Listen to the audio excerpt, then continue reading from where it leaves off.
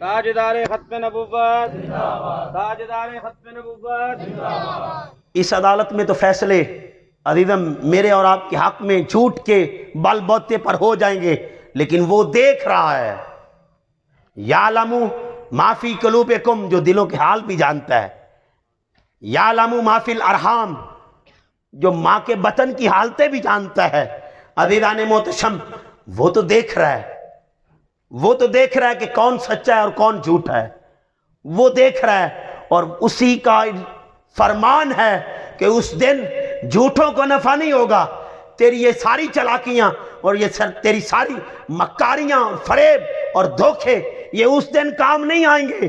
اس دن میرا وعدہ ہے ان لوگوں سے جن کو ان کی سچائی کے بال بوتے پہ نقصان ہوا، دنیا میں انہیں تکلیفیں جھیلنی پڑی، لوگوں نے انہیں دھکے دیے، دھتکار دیا، اور کسی نے ان کو سینے نہ لگایا، ہر ایک سے انہیں دھتکار ملی، لیکن وہ دن انہی کا دن ہے جو میری خاطر دھکے کھا گئے، جو میری خاطر جنہوں نے جھوٹ کا دامن نہ تھاما، میری خاطر انہوں نے سچائی کے لیے قربانی دی اور میری خاطر سچ پر قائم رہے، ان کو نفع دوں گا، ان پر راضی بھی ہوں، اور انہیں اس دن میں نفع بھی دوں گا، اور لوگوں کو دکھاؤں گا ذالک الفوز العظیم، کہ یہی تو کامیابی تھے جسے تم چھوڑ بیٹھے۔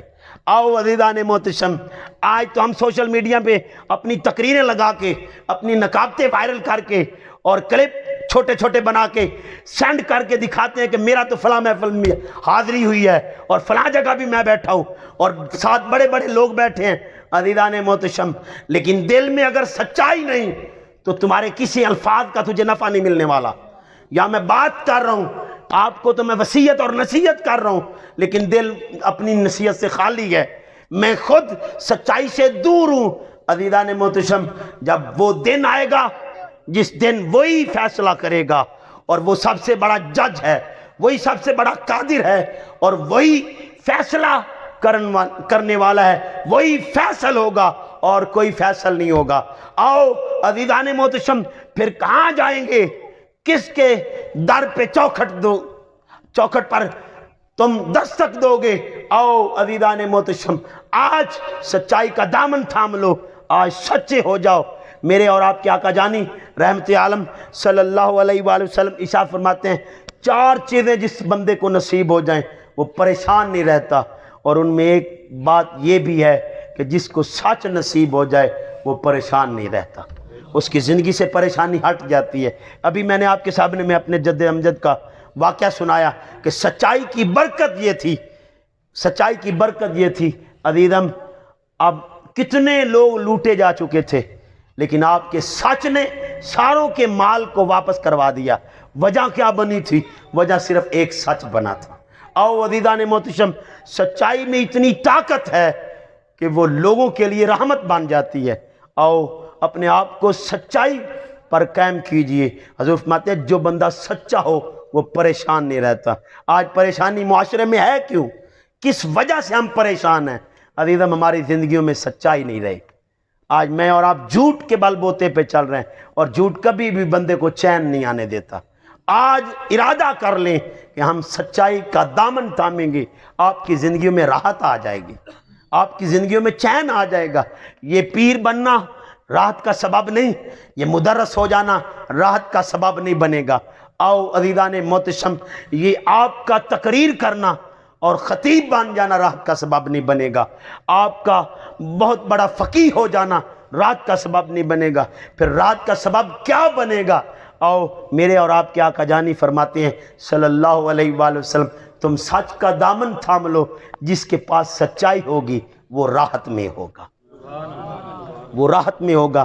آؤ ایک رات دکھاتا جاؤں، کربلا میں ذرا چلیے، ایک طرف تخت تھا، راتیں تھیں، چین تھا، زہری چین تھا کہ بڑی فوج تھی اور اسلحہ کے ڈھیر تھے، اور جمع غفیر لوگوں کا بھی تھا، اور لوگوں کا ساتھ بھی تھا، فوج کے دستے بھی تھے، اور ادھر تنہا عزیزان محتشم اہل بیت کا گھرانہ جن کے پاس تلواریں بھی پوری نہ تھیں اور جن کے پاس گھوڑے بھی پورے نہ تھے۔ عزیزان محتشم، جو معصوم اصغر کو بھی لے کے میدان میں اتر آئے، وجہ کیا تھا؟ وہ تخت پر بیٹھا بھی بے چین تھا، اور یہ نیزے پہ چڑھ کے بھی چین میں تھا. وجہ کیا بنی؟ وہ تخت پر بھی جھوٹا تھا، یہ نیزے پر بھی سچا تھا. جو جھوٹ کے دم بدم تخت پر بھی ہو تو بے چین اور بے قرار ہوتا ہے، اور جو سچائی کا دامن تھام لے اور تھام کر نیزے پہ چڑھ جائے وہ نیزے پہ چڑھ کے بھی چین میں ہوتا ہے. آؤ عزیزان محترم، کا شاہ حسین، کربلا کا شاہ حسین، کربلا کا شاہ حسین. آؤ عزیزان محترم ذہن نشین کر لیجئے. میں ایک جملہ دے رہا ہوں اور اس کو ذہن نشین کر لیجئے. یہ جو سانس کی محتاج جھوٹی زبان ہوتی ہے، جھوٹی زبان سانس کے ساتھ چلتی ہے، سانس ڈوب جائے یہ بھی ڈوب جاتی ہے. تو سچی زبان کو دوام ہے، سچی زبان کو دوام ہے. جھوٹی زبان تخت پر بیٹھ کے بھی مردہ ہو جاتی ہے اور سچی زبان نیزہ دمشق پر بھی زندہ رہتی ہے. آؤ عزیزان محتشم، سچائی کو موت نہیں. یہاں پہ مجھے حضرت سیدہ کائنات کا جملہ یاد آ گیا. آپ فرماتے ہیں انسان کو موت ہے، کردار کو نہیں. کردار مرنے کے بعد بھی دلوں پر راج کیا کرتا ہے. کردار کا راج ہمیشہ دلوں پر ہوتا ہے، کردار کا راج ہمیشہ دلوں پر ہوتا ہے. اور اسی زاویے میں آپ کو بات دینے جا رہا ہوں. عزیزان محتشم، جھوٹ بھی ایک کردار کا نام ہے.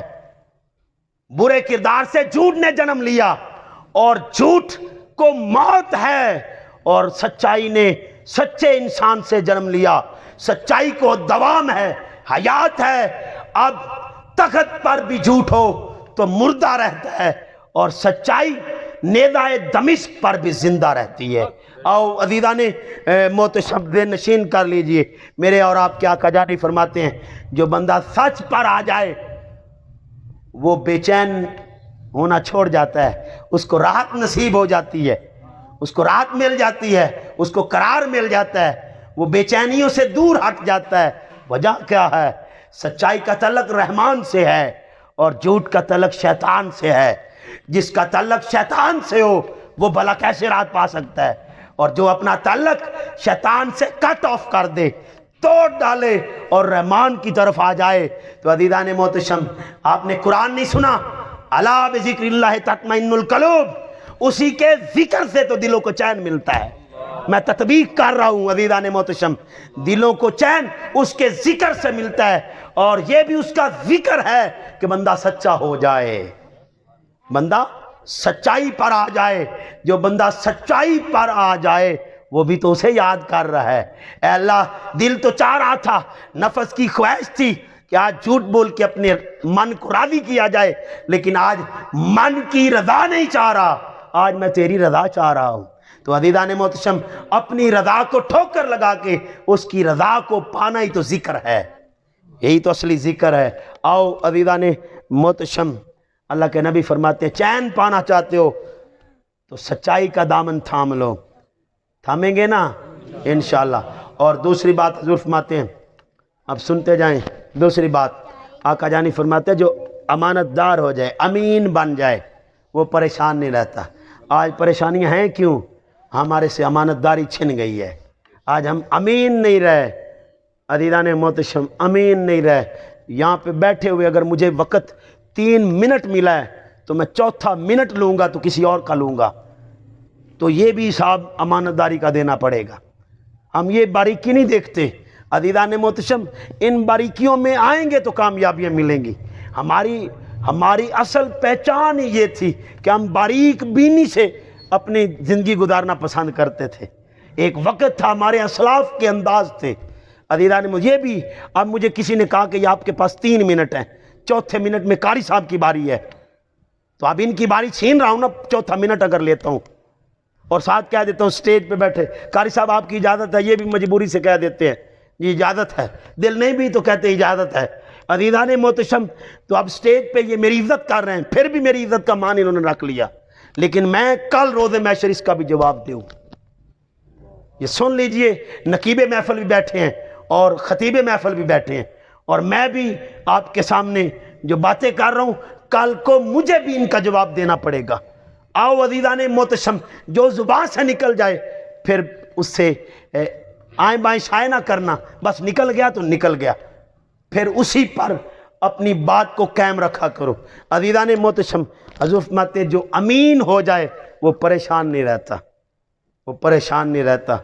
और तीसरी बात हुज़ूर फरमाते जिसके अखलाक बेहतर हो जाए, जो अखलाक में बेहतरीन हो जाए वो परेशान नहीं रहता। हम परेशान क्यों हैं? हमारी माँ बहनें हमारे हाथों से जलील हो रही हैं, वो बद्दुआएं देती हैं, वो हमसे नाराज़ हैं, वो हमसे नाखुश हैं, हमारे भाई हमसे नाखुश हैं, हमारे अच्छे अखलाक नहीं रहे, हम बोलते अच्छा नहीं हैं, बीवी के साथ कड़वा बोलते हैं, बहन के साथ कड़वा बोलते हैं, तलख कलामियों ने हमारी ज़िंदगी में डेरे लगा लिए हैं। आओ अज़ीज़ान मोहतरम, हम तो वो थे जो पत्थर खा के भी दुआएं देने वाले थे। हमारे रहबर, हमारे रहनुमा, हमारे ताजदार तो वो थे। अज़ीज़ान मोहतरम, ज़हनशीन कर लीजिए जो अखलाक के इस कदर मुजाहरे करते कि लोग पत्थर भी बरसाते तो वो उनके लिए दुआएं लेते, अपने रब से दुआएं किया करते। अज़ीज़ान मोहतरम, बस ज़हनशीन कर लीजिए इन बातों को। आका जानी रहमत आलम सल्लल्लाहु अलैहि वसल्लम से किसी ने पूछा, आका जानी सबसे बेहतरीन शख्स कौन है? कौन है जो बेहतरीन है? हज़रत फरमाते जिसका अखलाक सबसे बेहतर है, जो अखलाक में सबसे बेहतरीन है वही सबसे बेहतरीन शख्स है। और चौथी वसीयत और नसीहत आका जानी ने इरशाद फरमाई कि लोगों, जो हलाल और तैयब रिज़्क़ खाए, जिसका रिज़्क़ तैयब हो जाए, पाक रिज़्क़ इस्तेमाल करे, उसकी ज़िंदगी से बेचैनी ख़त्म हो जाती है। आओ हज़रत मौलाना शाह अहमद रज़ा खान बरेलवी, आप एक दावत पे गए तो किसी शख्स ने आपको दावत दी, आप दावत पे तशरीफ़ ले गए तो हज़रत मौलाना शाह साहब आप जब दावत पे पहुँचे तो अज़ीज़म उसने आपको बड़े खाने पेश किए और बीच में शोरबे वाला सालन भी रख दिया। ये बंदे की अपनी ज़ुबान के ज़ायके होते हैं, कोई कहता है मुझे ये पसंद आ गया, कोई कहता है मुझे ये पसंद आ गया। तो आपको शोरबे वाला सालन पसंद आ गया तो आपने कहा मेज़बान से ज़रा बात सुनना। उसने कहा जी हजूर फरमाइए। कहा ये शोरबे वाला सालन मैं पी सकता हूँ?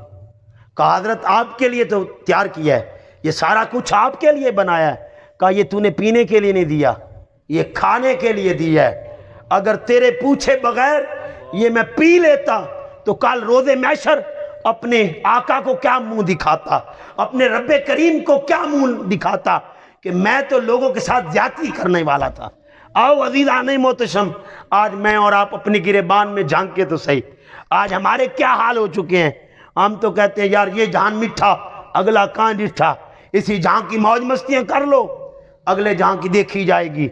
आओ नाना दोस्तानी ग्रामी कदर, हम तो वो हैं जो इस बात पर यकीन करने वाले हैं कि आखिरत पेश आने वाली है, हम आखिरत में अपने रब्बे करीम के बारगाह में पेश होंगे।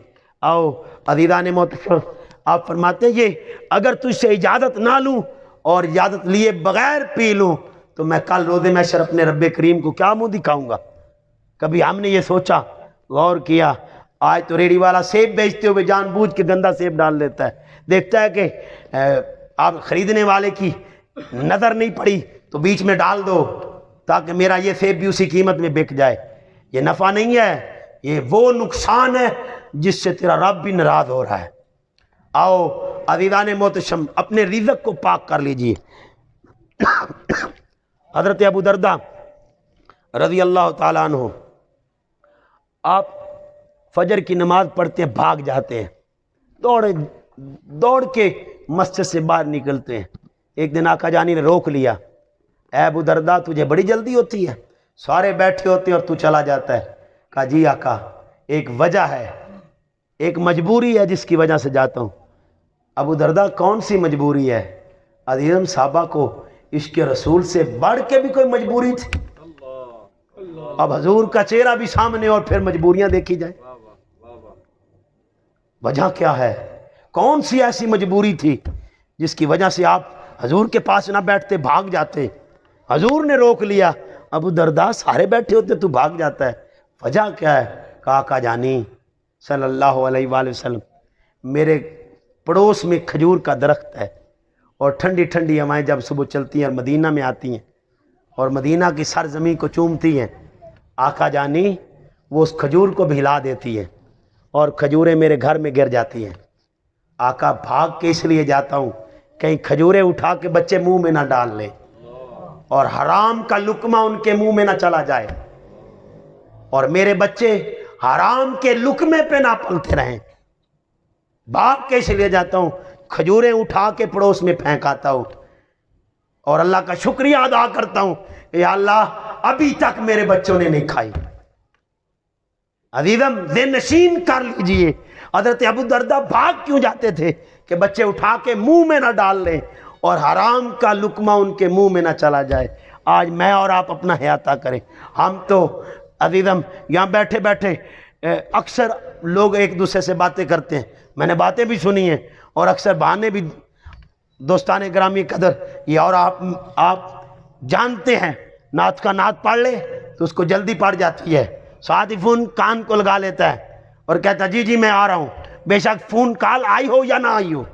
अक्सर दोस्त कहते हैं आपस में बातें करते हैं, मैंने वो बातें सुनी हुई है कि फ़ोन तक वो नहीं आया यार मैं निकलना ही यार। ऐसी बातें होती हैं, ये इस बात का भी तुझे कल को जवाब देने, क्या ये तेरा इश्क है, क्या ये तेरा इश्क है? अभी तो तू लोगों को कह रहा था कि हजूर की बात हो तो दीवाने मचल जाते हैं और दीवानों को कुछ याद नहीं रहता, और तुझे तो सब कुछ याद है, तुझे तो बहाने बनाने भी याद हैं, तुझे तो झूठे बहाने बनाने भी याद रहे। और अभी तू नाते पढ़ रहा था और अभी दावे कर रहा था, और दावाए मोहब्बत करने वालों ये मोहब्बत तो नहीं।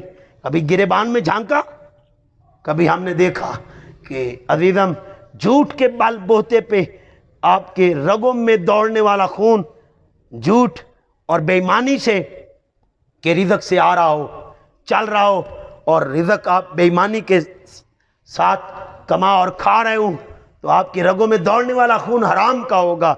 मेरे और आपके आका जानी सल्लल्लाहु अलैहि वसल्लम इरशाद फरमाते, एक शख्स ने तवील सफ़र किया, तवील सफ़र करने के बाद वो काबतुल्लाह के पास पहुंचा।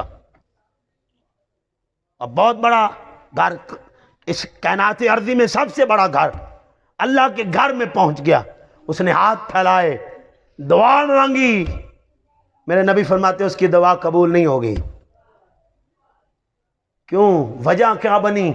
आका जानी फरमाते हैं कि उसने सल्लल्लाहु अलैहि वसल्लम जो कमाया वो हराम का था, जो खाया वो हराम का था, जो उसने पहना वो हराम का था, जो उसने पिया वो हराम का था।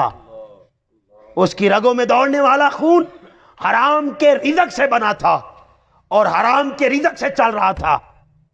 अब खाया हराम, पिया हराम, पहना हराम, अब सफ़र भी तवील किया, अल्लाह के घर में, अल्लाह की बारगाह में हाथ फैलाए। अज़ीज़म हजूर फरमाते हैं उसकी दुआ कबूल नहीं होगी, क्योंकि उसकी रगों में दौड़ने वाला खून हराम के रिज़्क़ से है। आओ अज़ीज़ान मोहतरम, हज़रत साद रज़ी अल्लाह ताला अन्हु, आपने एक दिन आका जानी से पूछा, आका जानी बताइए मेरा दिल चाहता है दुआ रद्द ना हो, मेरी दुआ कबूल हो जाए, कबूलियत का कोई राज बताएं, कोई वसीला और वास्ता बताएं। अज़ीज़म जब ये ज़ुबान कोई वास्ता बता दे उससे बड़ा वास्ता कोई नहीं, कोई कुलिया और ज़रिया बता दे उससे बड़ा कोई कुलिया और ज़रिया नहीं। पूछा गया आका जानी सल्लल्लाहु अलैहि वसल्लम वो कौन सा ज़रिया अपनाऊं, वो कौन सा सबब लूं जिसकी वजह से दुआ रद्द ना हो? तो मेरे और आपके आका जानी फरमाते हैं अपने रिज़्क़ को पाक कर लो, तुम्हारा रिज़्क़ पाक होगा, तुम्हारी दुआ को रब रद्द नहीं करेगा। तुम हाथ उठाओगे तुम्हारा रब तुम्हारी दुआ को कबूल फरमा लेगा। आओ अज़ीज़ान मोहतरम, इस बात के साथ बात ख़त्म कर रहा हूँ। हज़रत अब्दुल्ला रज़ी अल्लाह ताला अन्हु आप फरमाते हैं एक आदमी ने 10 दिरहम में लिबास सिलवाया, उसमें 9 दिरहम हराम के थे, हलाल के थे, और 1 दिरहम सिर्फ हराम का था। 9 तो हलाल के थे ना, 10 दिरहम में 1 दिरहम हराम का था, उससे उसने लिबास सिलवाया, 10 درہم سے اس نے اپنا لباس بنایا اور وہ لباس اس نے پہن لیا. آپ فرماتے جب تک وہ لباس اس کے زیب تن رہے گا اس کا کوئی نیک عمل قبول نہیں ہوگا, کوئی نیک عمل قبول نہیں ہوگا. اور آپ نے اپنے کانوں میں انگلیاں دے لی, انگلیاں دے کے کہا میں بہرا ہو جاؤں, میں بہرا ہو جاؤں, اللہ کی عزت کی قسم میں بہرا ہو جاؤں اگر یہ بات میں نے اپنے آقا جانی سے نہ سنی ہو, میں نے اپنے تاجدار سے نہ سنی ہو, تاجدار کائنات صلی اللہ علیہ وآلہ وسلم سے نہ سنی ہو کہ میں جس کا یہ ایسا انداز ہو زندگی کا, طرز زندگی کا, تو اس کا کوئی عمل قبول نہیں ہوتا. آؤ عزیزان محتشم اپنی زندگیوں میں راحت لائیں, اور راحت کے طریقے کسی اور جگہ سے کسی اور چوکھٹ سے تلاش نہ کریں. چوکھٹ میں آپ کو بتا رہا ہوں, چوکھٹ تاجدار کائنات کی ہے. اس چوکھٹ پہ آ جائے, یہی چوکھٹ بتاتی ہے کہ راحت کیا ہے. اللہ پاک مجھے آپ کو قابل عمل باتوں پر توفیق عمل عطا فرمائے. وآخر دعواہم ان الحمدللہ رب العالمین. سلام علیکم مصطفیٰ جان محمد.